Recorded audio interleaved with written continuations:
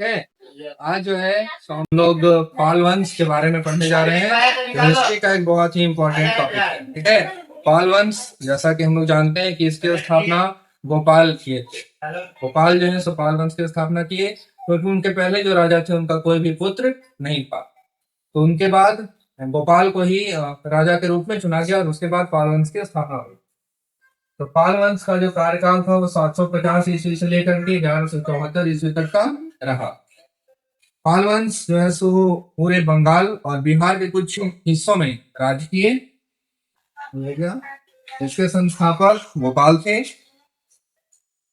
पाल वंश के जितने भी राजा थे उनको बौद्ध धर्म के संरक्षक के रूप में भी जाना जाता है। ये चार चीज क्लियर हो जाना चाहिए कि इनका जो शासन था पाल वंश का 750 ईस्वी से 1174 ईस्वी तक रहा। यह जो पाल वंश है उनका जो राज्य था, साम्राज्य था, वो पूरा बंगाल और बिहार का कुछ हिस्सा था। इसके संस्थापक, पाल वंश के संस्थापक गोपाल थे।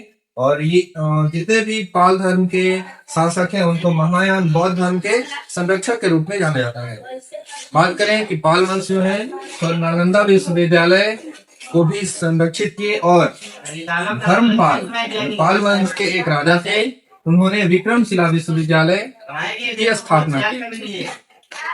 इसके बाद जो सेन वंश है, पाल वंश के पतन होने के बाद सेन वंश जो है सो उनके जगह पे स्थापित हो गया। उन्होंने उनका सारा साम्राज्य पे फिर शासन स्टार्ट किया।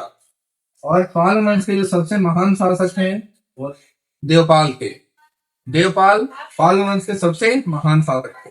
इतना क्लियर हो गया। तो चलिए अब हम लोग आगे चलते हैं कि पाल वंश में कौन कौन से शासक थे, किस शासक के बाद कौन से आए। तो चलिए आपको हम दिखाते हैं। तो अब आप देखिए कि हम आपको बताने जा रहे हैं कि पाल वंश के कौन कौन से राजा थे। प्रथम राजा कौन थे, द्वितीय कौन थे, इस तरीके से अंतिम शासक तक हम आपको बताएंगे।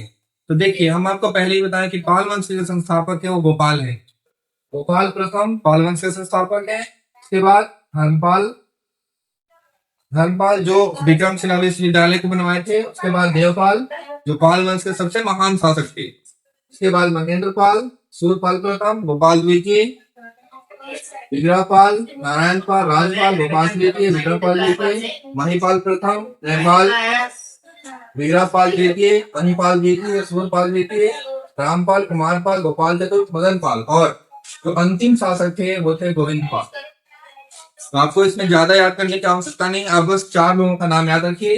पाल वंश के संस्थापक गोपाल प्रथम थे, धर्मपाल जो विक्रमशिला विश्वविद्यालय की स्थापना किए थे, देवपाल जो सबसे महान शासक थे और सबसे अंतिम शासक गोविंदपाल। इतना आप याद रखिएगा तो आपको सारा कॉन्सेप्ट क्लियर हो जाएगा।